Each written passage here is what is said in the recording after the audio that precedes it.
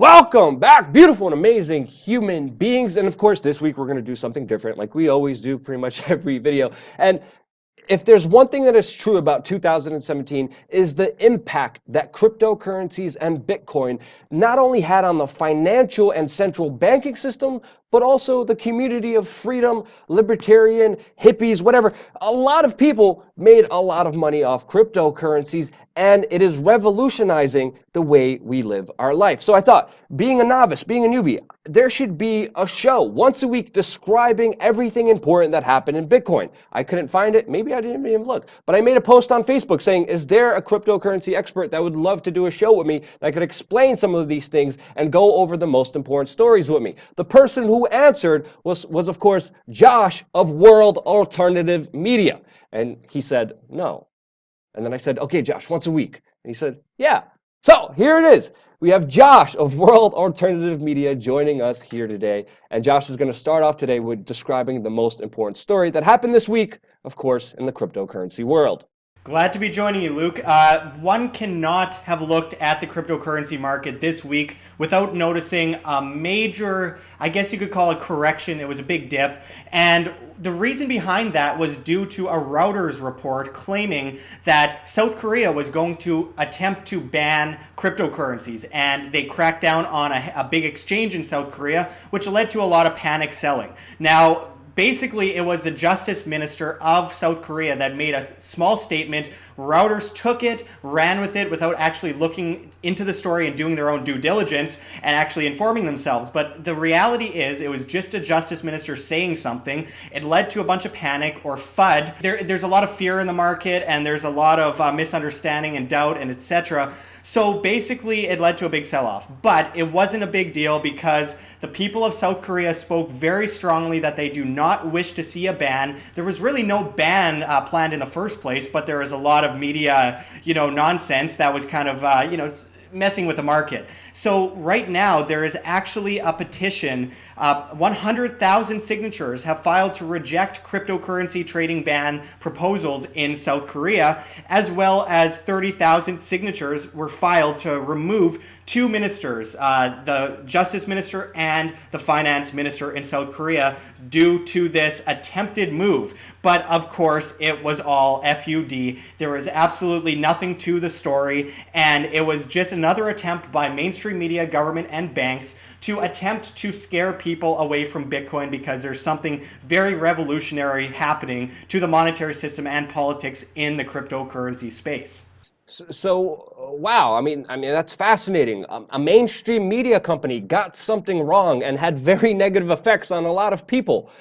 I just can't believe that something like this would happen. But obviously, it's been happening for a very long time, especially if you look into the kind of cryptocurrency world. You've seen the mainstream media downplay this and attack this entire kind of movement that has been coming out of the grassroots from its very existence, saying that the price of Bitcoin will completely, utterly collapse when it was $25, when it was $100, $200, $2,000. And of course, now they're saying it's a bubble. It's going to pop. And you see the kind of continual trend happening over and over again. And without a doubt, people should never trust, especially the mainstream media, with their interconnected power establishment tentacles, with important news, with what's happening as we've seen with this story. Yeah, they're forced to report on it now. I think for a long time they just ignored it, and now it's gotten to the point where they can't ignore it anymore. So they are doing everything in their power to try and bash Bitcoin, bash other cryptocurrencies to scare people away from the market, and it's simply not working. If anything's a bubble, it's a fiat system. People are rushing out of the fiat system, the bonds markets in droves towards cryptocurrencies, gold, silver, etc. That which is decentralized, that which is not manipulated, and that which ensures wealth. And we have seen that quite prevalent in recent days. And moving on from that, there's another big story. And, again, it comes down to the media, the banking system, and the government. And the government in the United States on January 1st passed a new tax code amendment. And that is in order to allegedly try and stop trading by taxing the event of trading between Bitcoin, Litecoin, Ethereum, Monero, all of that. You have to file losses, you have to file gains, etc. And it's not really enforceable, but as it goes, it says the act in section 13303 amends IRS section 1031 to delete property and replace it with real property. So basically it's an attempt to say, if you guys want to trade on an exchange, you are going to have to file taxes for it, which is absolutely absurd. It's not going to work. People aren't going to do it. They flooded out of the system in the first place, so why would they go and say, hey, government, here's every trade I've done for the last year. I've traded, I don't know, the average of 15,000 times in the last year. So here's every single gain, every single loss, and here, come and take my money. It's absolutely absurd, and it's not going to work. Yeah, I mean, it's not only impossible to enforce, but it's also impossible to keep track of. And ultimately, what this law does is make anyone who trades cryptocurrencies into a criminal. And of course, they could also selectively use this law to go after key people that, of course, are enemies to the establishment and the state, only, of course, enforcing their power monopoly and making it harder and harder for decentralized kind of platforms to flourish with more government regulation, with more government control. We actually seen the same from Steve Mnuchin, just announced that he doesn't even want Bitcoin to become the next Swiss bank account for the average human being. It's what Barack Obama used to describe cryptocurrencies, a Swiss bank account in the hands and pockets of every single human being. This is an incredible power, and slowly and surely, we're not only seeing attacks by the mainstream media, we of course are seeing major attacks from the government trying to take this kind of apparatus down as fast as they can. Which leads perfectly to the next story that you're going to talk about. Yeah, absolutely. There is an attempt by the Bank of England to beat Bitcoin with a rival cryptocurrency in 2018 that for now on I'm going to call Britcoin, coined it here. And it is very similar to FedCoin, which was an idea proposed at the Federal Reserve in 2017. And it just shows a massive desperation by the central banking system to attempt to co-opt this movement. We've seen similar things with Ripple, a very centralized cryptocurrency. It's an attempt to take over the market, but the thing is, people are intrinsically free, and it's a desperation move because the Federal Reserve is attempting to raise interest rates as much as they can artificially in order to drop them out if the dollar, or when the dollar fundamentally comes crashing down. And with that said, they can't do it. It's going to go into negative interest rate territory, so they are trying to create a centrally planned cashless society. Now, a centrally planned cashless society is a vastly different situation than what we see with Bitcoin, with most cryptocurrencies that are decentralized. So people often say, well, the new world reserve currency is going to be Bitcoin or something like that. It's nonsense. The idea that they would release a decentralized cryptocurrency that other people can mimic with better cryptocurrencies is absurd. Basically, there's been this push in China and India with their Aadhaar system, which takes retina scans for payments. Sweden and Australia, Canada to a good degree as well, in order to create a cashless, centrally planned system. So let's look at fiat. Fiat is legal tender currency based in debt, quantitative easing, fractional reserve banking run amok. It's completely controlled by the central bankers. Now, if your money's in the bank, it's not yours, it's the bank's. And if your money's always going through the banks via digital transactions, it's never your money, it's always the bank's, and you are essentially enslaved to the government and banking system through legal tender laws. With cryptocurrency that's decentralized, it is based in scarcity, hopefully, demand, and application use. And that is what makes it so great. So when you see these cashless systems pushed forward by the central banking system in order to implement into the special drawing rights at the IMF to create a new world reserve currency, a global, centrally planned crypto or digital currency, I gotta watch out with the words there, then that is what we should be watching out for. This attack on cryptocurrencies as if they are going to use this to enslave us is nonsense. They cannot. It's mathematically, fundamentally impossible, and it's a competing currency market where people can easily switch from one to another in opposition to said currency. That's the beauty of the free market.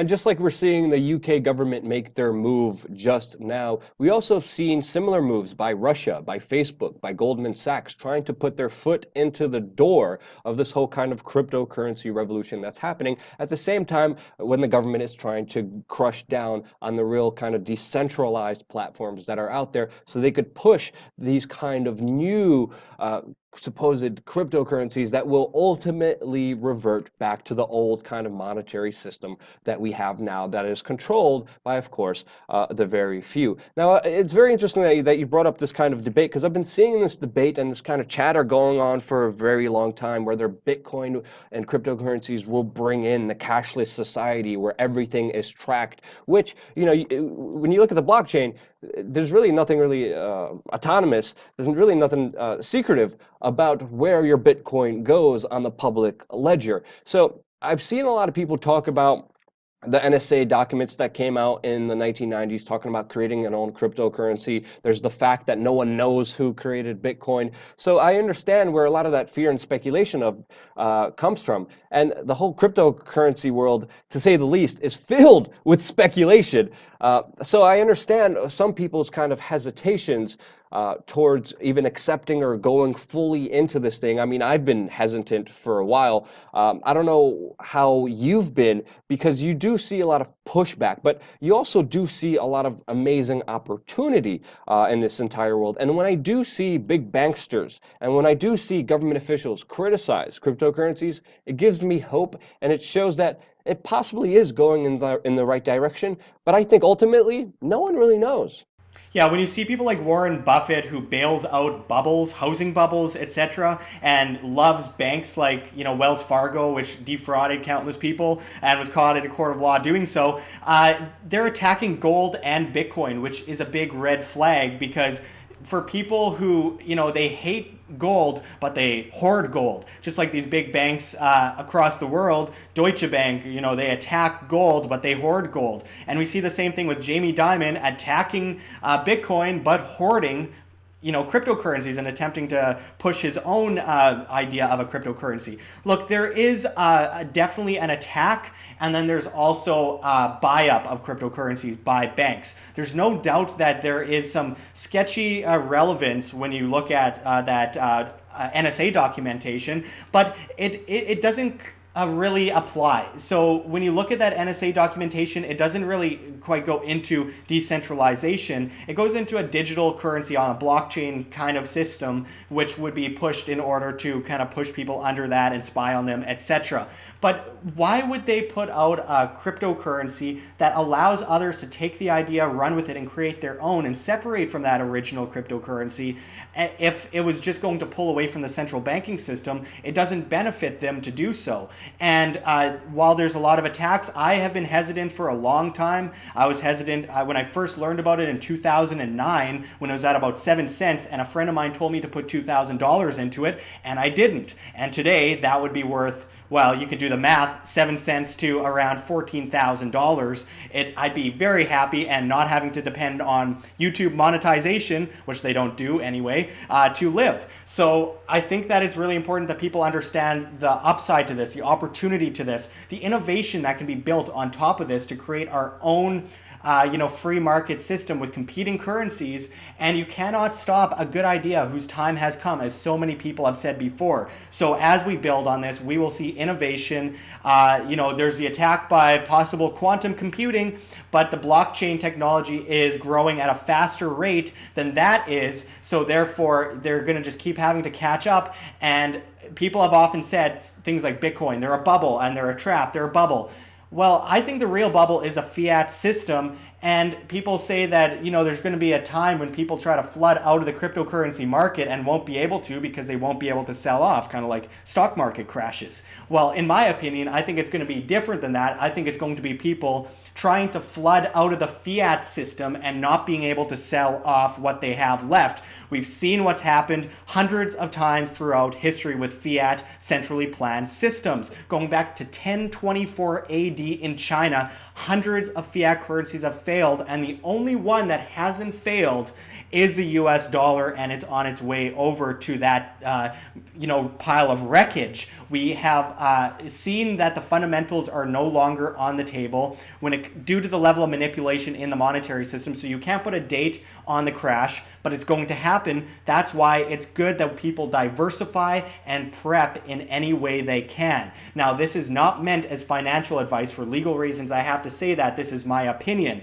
But this is so important. People have to do their own due diligence and start saving up for whatever's to come, because it's better to over-prepare than under-prepare. Very well put, Josh. And of course, I think everyone has those kind of stories like, oh man, if I would have invested. I mean, I had people like Max Kaiser telling me about cryptocurrencies when they were just pennies on the dollar. And I was like, nah, it sounds like a cashless New World Order government thing. I don't have time to figure out this nerd stuff. And now, of course, there's also a lot of greed. But I always say, be skeptical of everything. Be skeptical of cryptocurrencies. Only invest what you're willing to lose, and be smart about things. Diversify in all different kinds of assets, all different kinds of way. But one thing that is sure, that there's a lot of interesting, fascinating dynamics happening in this cryptocurrency world. And if you guys want to see this show flourish and continue every single Saturday, share it with your friends and family members. If this video does well, we will continue doing it every single Saturday. I want to thank Josh from World Alternative Media. His link will be in the description below, for joining me on this broadcast. And of course, I'm going to give you the last word, and of course, a chance to, of course, plug your Steemit, which has been huge for independent media like myself and you. Yeah, first of all, you can find me on YouTube at World Alternative Media. For the time being, you kind of have to deal with YouTube until we find a true replacement. DTube, the Steemit plugin, is a great alternative. We just need to get people there first, because we can't just be talking in an echo chamber. We have to be educating. So you can find me at World Alternative Media on YouTube, World Alternative Media on Facebook, and on Steemit.com at Steemit.com/Josh Sigurdson. And Steemit is huge. It's absolutely a revolution of social media. People left the telegraph machine for the phone. People left the mainstream televised corporate media to decentralize with something like Facebook, MySpace, Twitter, etc. Now people are moving to a truly decentralized, blockchain-based alternative like Steemit.com and DTube, where basically you can do whatever you were doing on Facebook on Steemit and potentially make a decent amount of money off Steem, and you could trade it into whatever you want. Steem and its counterpart SBD, which is a risk mitigating token that you get one of per dollar on your post, or half of your post, is going up at rocket speed and making people a ton of money. The worst thing that can happen on Steemit.com is that you make a little bit of money. The best thing that could happen is you can make hundreds of thousands of dollars, and it's life-saving for independent media, because YouTube, Facebook, Twitter, all these guys are shadow banning, muzzling us, demonetizing this government-sanctioned entity that they claim is a private company, but it really isn't. It's a government-sanctioned company. But they're spying on us. They're stealing our information. They're muzzling us. They're deciding what we get to see. And Steemit.com is decentralized, based on individual demand of the person looking at the post. You can upvote it. You can downvote it if you want to be a hater. And it's all good. I mean, it's definitely the future. We got to get more people over there, and we will see independent media prevail on that platform. And to be honest, it saved my butt. So a huge shout out to the Steemit and DTube community, because they've been huge when it comes to sustaining real independent media that's not brought to you by banksters, the corporatists, the horse stream media, and all these other finaglers out there who really have an ulterior motive because of the almighty dollar, which is ending and is somehow becoming diversified, decentralized cryptocurrencies. I love you guys. Thank you again so much for watching. Stay tuned for more. Whenever there are riots anywhere in the world, Luke is there on the ground. Oh shit, shit. Oh shit. Back up! Ah, I'm a fucking journalist, you motherfucker! Immediately disperse. You must leave the immediate vicinity. When politicians need a reality check, he faces them and confronts them head on. What happens when you worship Moloch at the Bohemian Grove? Well, When there's an injustice in the world, we expose it. They also talk about some hippy-dippy stuff like mushrooms, DMT, acid, quantum physics, consciousness, and seeking solutions to the problems that we face. We travel the world, question authority, stand up for our rights, and fight back against the elite with the greatest weapon humanity has ever had in history, a video camera. We are fully funded by you and only you. No one else tells us what to do because together, we are change.